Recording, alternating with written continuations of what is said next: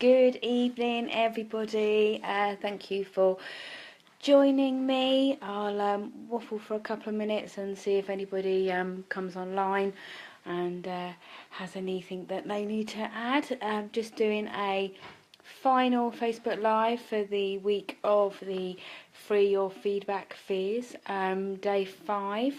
And today's one is about taking critical feedback constructively. So not as much on this one, a nice easy one really, which is good for the end of the week. No tasks were in place today. It is Friday. Nobody wants homework on a Friday, do they? So just very, very quickly beforehand, thank you very much for joining me this week. I hope you found this week to be useful. I hope that you found some tips that you've been able to use, and I hope that you've been able to kind of take some of it and either apply it or at least be able to see where you could have applied it before and what you can do next. So basically all this week was just a quick run over some feedback stuff and just try to give you some extra tools that you can use going forward, and also just trying to give you a little bit of an insight into the way maybe you can do things a little bit differently. So hopefully that's been done and you've been able to do that and you're happy with what you've had this week. And if you do have any queries, then obviously give me a shout. Either comment on this one here or on the posts, or just comment on the wall. But hopefully it's been useful. Any feedback that you have for me, please feel free to share. Either send me a PM or post here. But yeah, definitely let me know if you found it useful. If there's anything that you think that I could go over in more detail. Anybody has any questions or any queries, then please just give me a shout. So very quickly, going into today's challenge subject is taking critical feedback constructively. So some of the things that you need to consider really with feedback that is constructive or negative really. So it's when you're told that you need to change something, necessarily not being told that something is good. And what often happens with that kind of feedback is we take it very personally, usually because of the way it's given. 9 times out of 10 feedback isn't given particularly well, and that's why we get very upset by it, or we get angry by it, or we end up kind of feeling really frustrated because of what's been said to us. So one of the first kind of things you need to really think about is, first of all, did you know the feedback was coming? So if you're at work and you're just pulled off to one side and your manager or somebody at work starts giving you this constructive feedback, if you're not prepared for it and it's kind of coming to you quite off the cuff, then you're going to react to it emotionally first. You're not going to have any kind of build up to it. If you know it's coming, so say you've got a meeting booked in and you know it's a review meeting, and you know yourself there's been areas that you're not performing in, or some areas that you need some support in, well then basically when they start talking you already kind of know what they're going to be saying, so it's less emotional because it's not so much of a shock. So a lot of the time when we get constructive feedback, it's because we don't really know it's coming that we react to it the way that we do. So first point to make is, are we aware of it? Or the first point to think about is, did you know it was coming? Have you just been kind of blindsided, or has it been booked in as we're going to have a chat today about this subject? And then once you've kind of, you know whether or not it's coming or not, you can start looking at how you're going to deal with it. So generally when you're given constructive feedback, your initial response is going to be an emotional one. It's going to be anger, it's going to be sadness, it's going to be frustration, it's going to be denial, it's going to be blame. You know, you'll find it very difficult to not react in those ways, because nobody likes being told that they've got something wrong or they're not very good at something.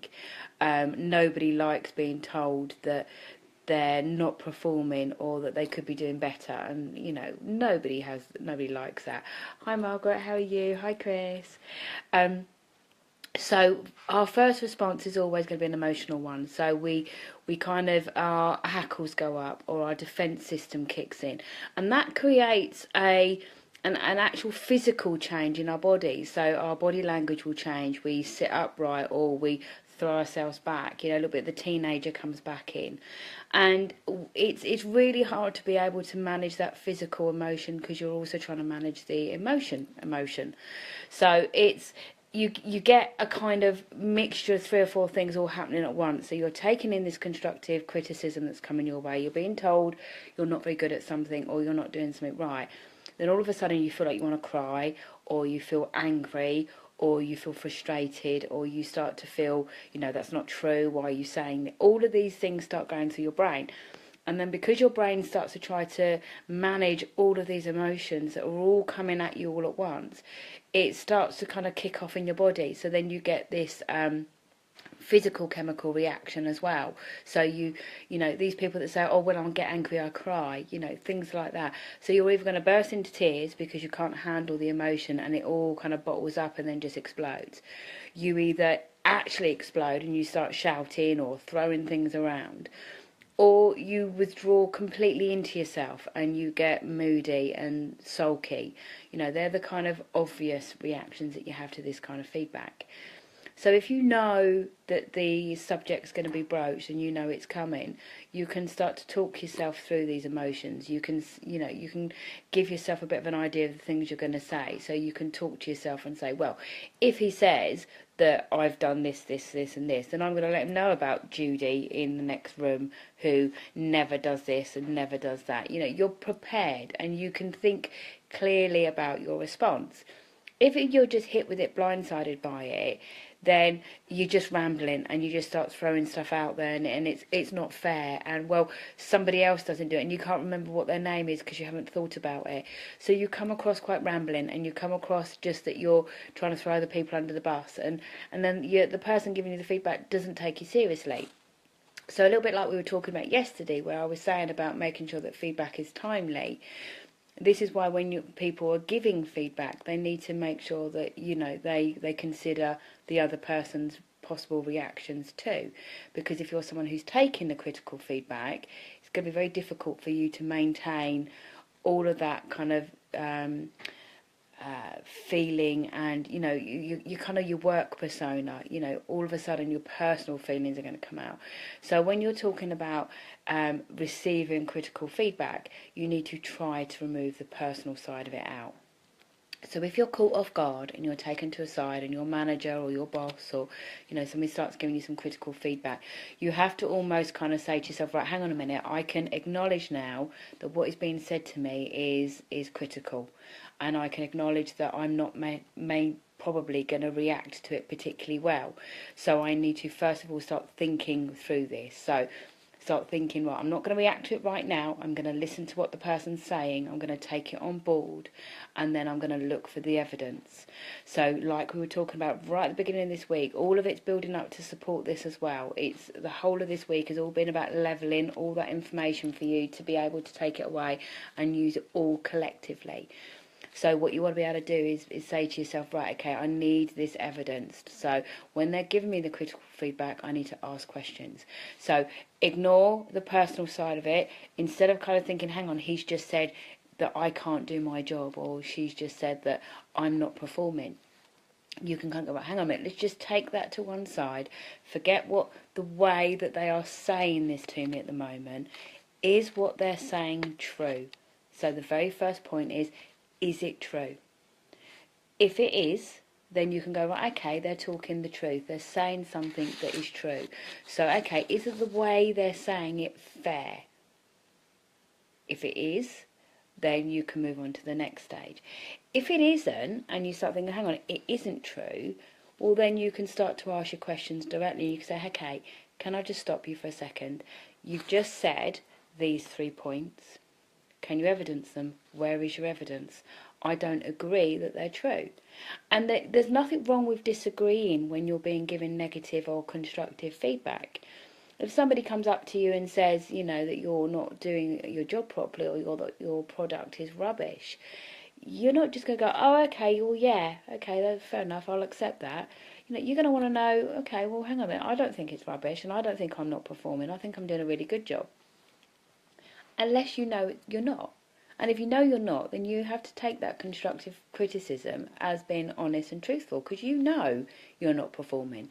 So if you're being given feedback and you know it's true, then there's no point getting angry, there's no point getting frustrated, there's no point kicking off, because it's true. So you have to kind of bite your tongue, stay calm, like we said all the way through. Calmness keeps your emotions and reality in place, and then just ask your direct questions. And if the feedback you're being given is true, then your question should be around how you can make improvements. You know, what can I do differently? Okay, you've given me this feedback.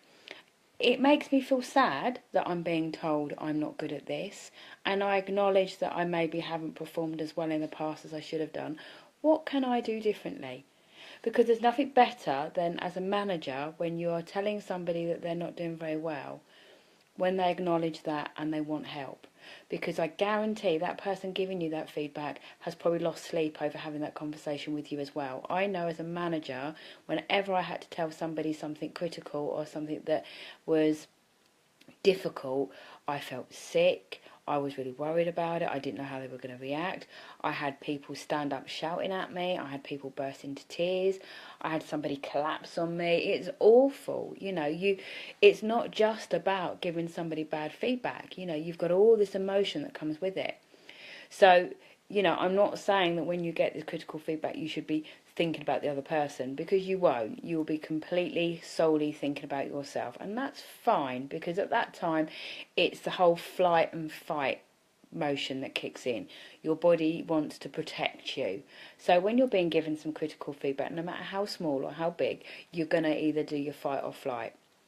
So we all know the routine. If you've just had your hair done or something like that and somebody makes a horrible comment to it, you either storm off crying or you get shitty with them and start arguing back. That's your fight and flight. That's because we don't like what's being said.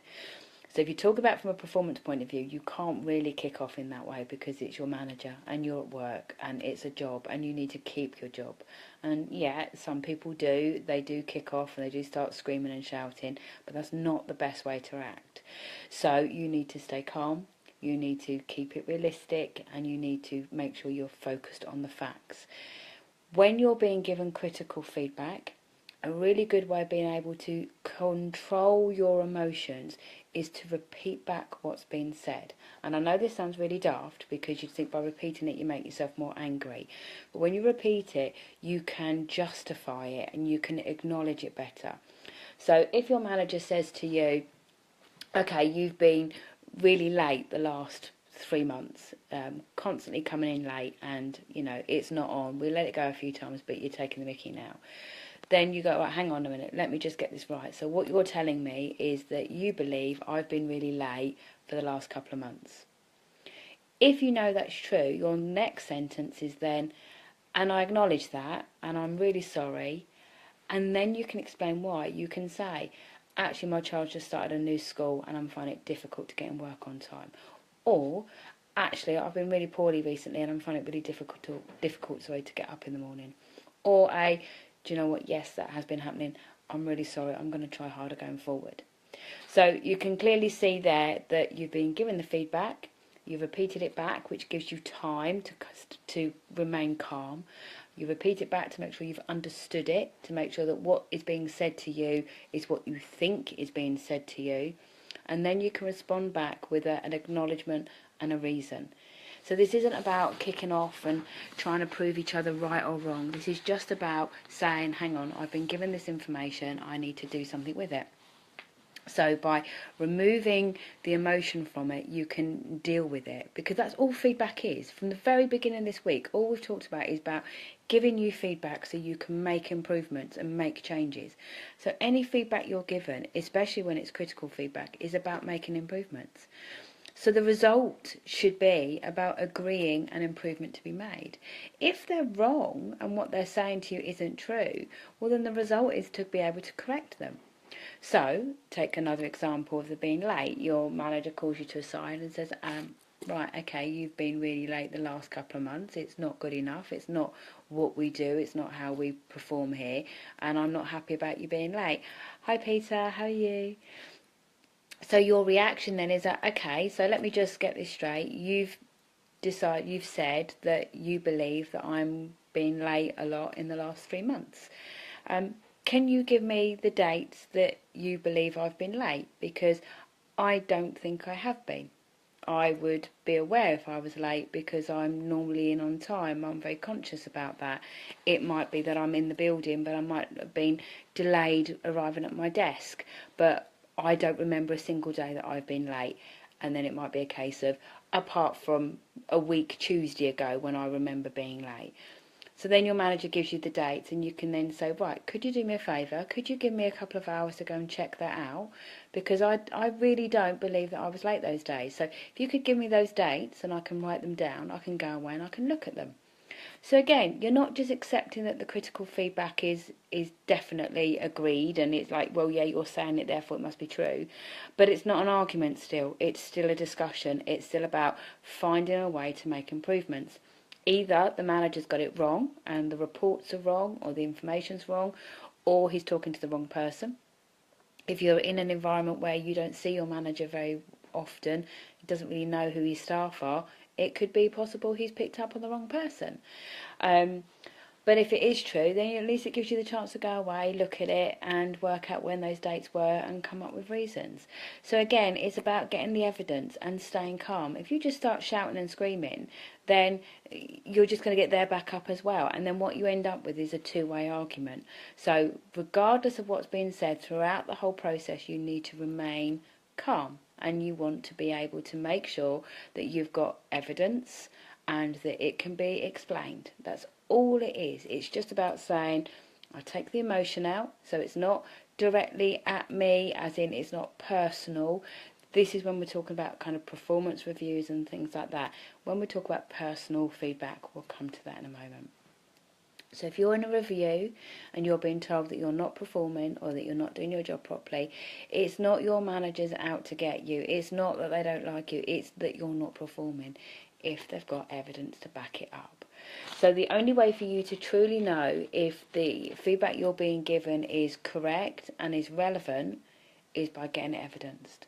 So it constantly comes back to getting it evidenced, is it on time? And it comes back to everything we talked about yesterday about when you're giving feedback, everything we talked about on Tuesday and Wednesday when we talked about ignoring feedback and accepting feedback. So it's all exactly the same. So the way to deal with critical feedback is just about remaining calm, taking the emotion out of the words that have been said to you and dealing with it from Monday and Tuesday and Wednesday and Thursday, about saying, right, hang on a minute, is it timely?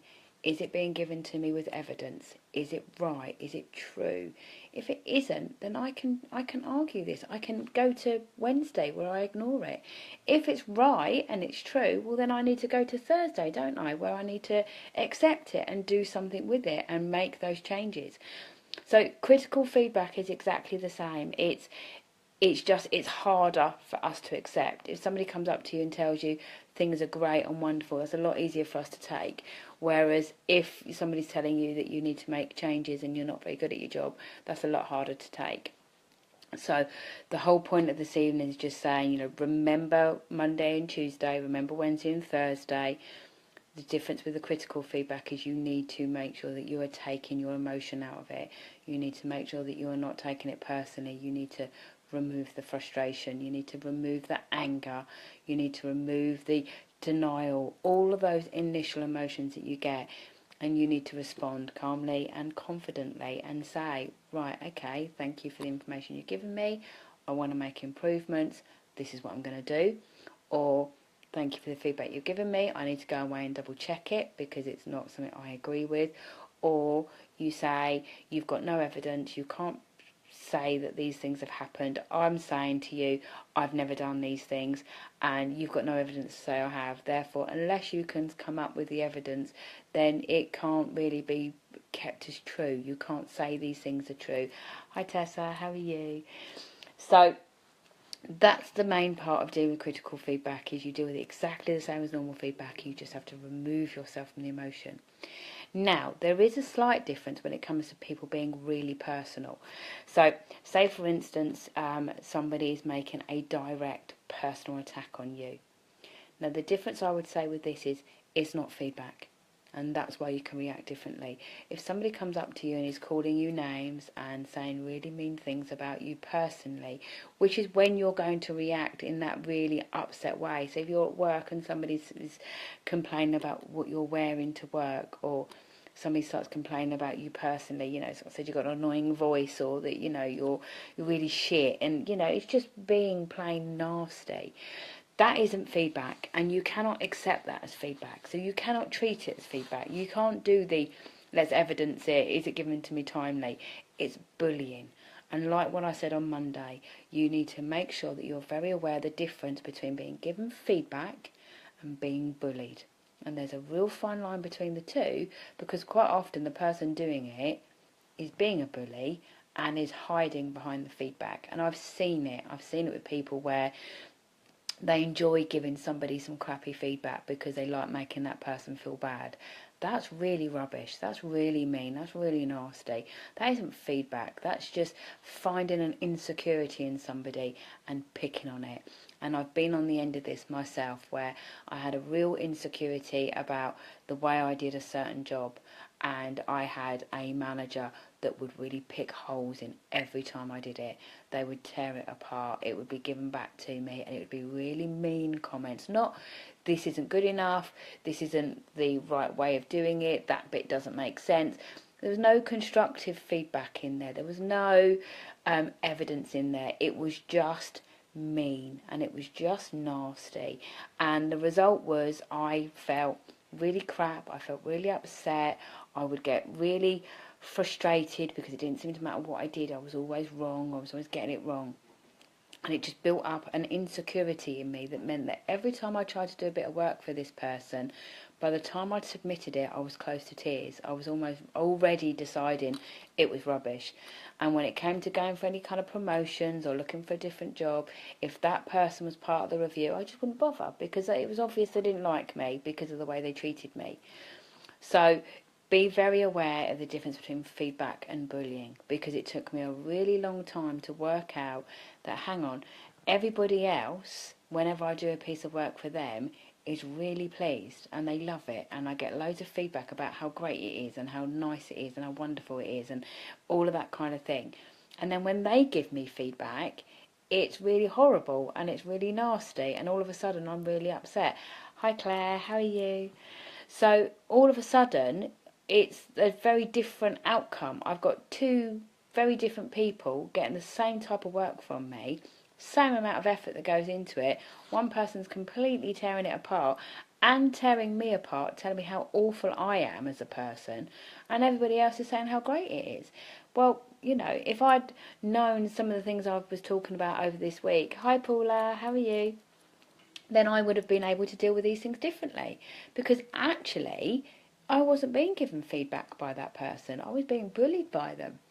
And by knowing the difference, you can react differently, which means that you can decide, actually, do you know what, this isn't feedback, so I'm not taking it seriously. I'm not going to do the whether or not to ignore it, whether or not to put it in place and treat it as, you know, being successful and doing it properly.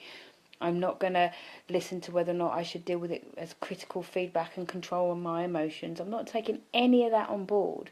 This person's just a bully, and everything they say should be treated the same as a bully. It should be completely ignored. It should be given no warranty whatsoever. You take no credit to it at all, and you completely ignore them. That is the only way of dealing with it. If it's feedback, and it's real feedback, then it will be handed to you completely differently. There'll be no personal attachment to it. There will be no meanness to it. The words that are used, creating my own words there, the words that are used to describe things you need to do will be done in a productive way. So when you're given feedback, it's a way to improve. So you're not doing this and you need to improve by doing this. So when I did one-to-ones with people, and I'm sure people will confirm, or maybe they won't, who knows, I hope so, that when I did one-to-ones with people, if I had to give them bad scores or I had to tell them they weren't performing, we didn't leave until we kind of knew how they could make that better. It was, okay, right, I need to give you some negative feedback, or constructive feedback as I prefer to call it. You're not performing in this area, or your scores aren't as good in this. What can we do to make that better? What do you think's stopping you from meeting that target? What can I do to help you to get there? And that's how feedback should be approached. It should be a way of highlighting an area that needs to be improved. It should never be used as a way to put people down, attack people, and it should never be made a way of making people feel bad. If when you're giving people feedback, you're making them feel really bad about themselves, you're not giving the feedback correctly. And if when you're being given feedback, you're being made to feel really bad about yourself, well, then you're not being given the feedback right. And you need to challenge that back. And you need to say, when you give me this feedback and when you tell me these things, you make me feel really bad about myself. Or, this is really making me feel insecure. I'm worried about my job now. Because every bit of feedback you're given should come with an option to improve.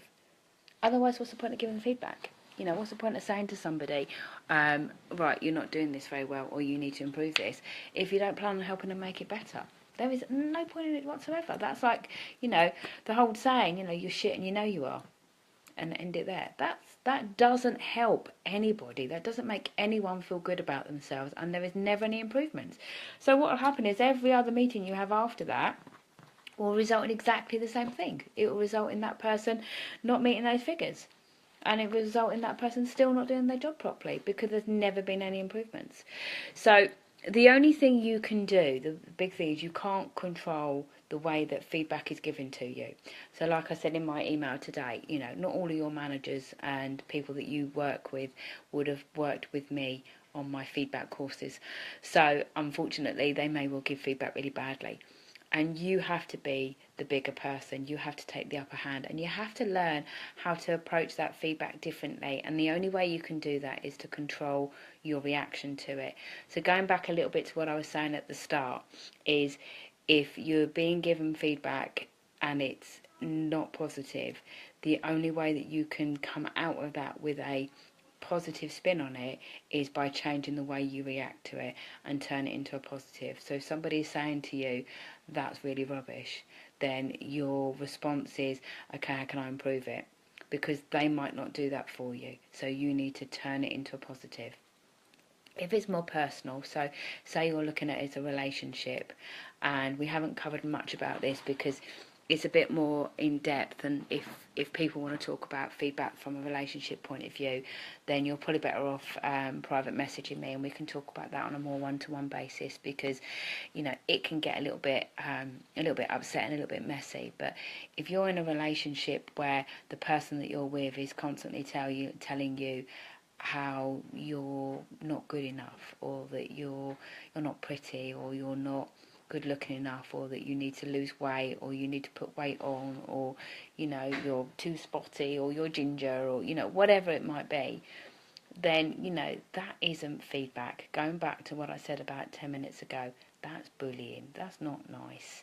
And if you're in a relationship where somebody's making you feel bad by giving you this feedback, which they may well dress it up as, because again, they may well have learnt that giving feedback is really important, so they may think that by telling you that you're ugly or fat or whatever, that they're giving you feedback and you can make improvements. Because you know what, if I tell you you're really ugly, you might go and do something about it. No, you are who you are, and you cannot be taking people like that on seriously. That is just bullying. So the best way that I can summarise it for you is feedback is something that you can change, and it should never be so negative that it makes you feel bad about yourself. If you're being told anything that is making you feel bad about yourself, it isn't feedback, it's bullying, and you need to categorise it as that. If you're married to somebody or you're in a relationship with somebody and they are giving you information that makes you feel bad about yourself, that is not right, that's not healthy, and it is not feedback. That is just meanness and nastiness, and that needs to be dealt with in that way, which is on your hook, get lost. So if you do have any queries and you do have anything you want to talk to me about, then please feel free.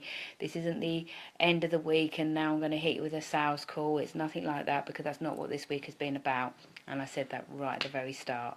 But if you do want to drop me a message, drop me a comment either on here or on the post or just on the wall, then please feel free. If there's anything I haven't covered very well, anything that I haven't covered enough of, or anything that you're a little bit, kind of troubled about, then just drop me a message and I'm more than happy to help you. Those of you that have taken part in the challenge, so those of you that have jumped on live to see me at any point this week, or have commented or shared anything this week, thank you very much for being involved. And for that, I'd like to offer you as well, if you want it, a free 20-minute call with me. So again, it's not going to lead to a big sales call. It literally is just a 20 to 30-minute call with me to go over any of the stuff that we've talked about this week.